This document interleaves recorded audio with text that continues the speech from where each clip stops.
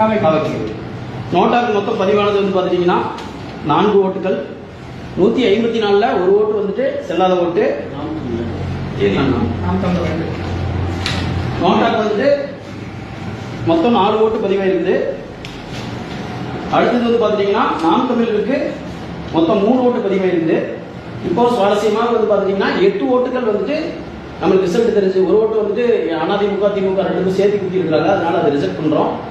மீதி வந்து பார்த்துட்டீங்கன்னா நாம் தமிழருக்கு 3, நோட்டாக்கு 4 ஓட்டுகள், மொத்தம் 8 ஓட்டுகள் வந்து இருக்கிறது. இன்னும் 146 ஓட்டுகள்ல யார் முன்னிலை வகிக்கிறாங்க அப்படிங்கறத வந்துட்டு பார்க்கலாம்.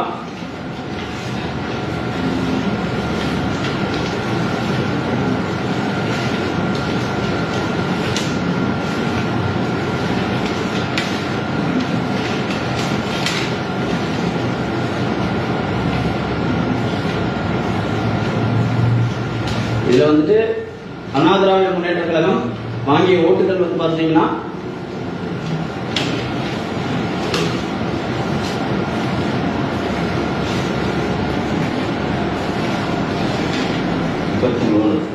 33.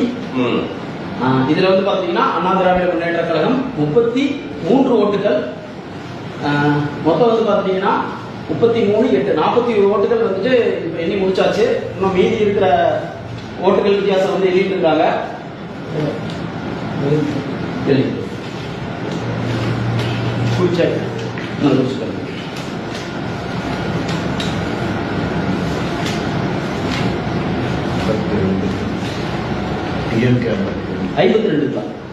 மொத்தம் 113 ஓட்டுகள்.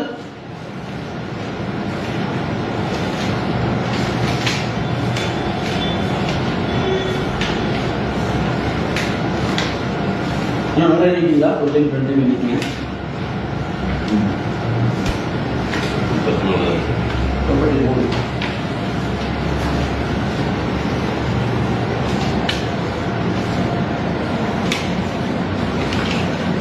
காவேக்கா 61. காவேக்கா 61. தமிழ்நாடு வெற்றிக் கழகம், தமிழக வெற்றிக் கழகம் 61 ஓட்டு. கவுண்டிங் பாருங்க, 52ங்களா? 52 கவுண்டிங் கரெக்டா வருது.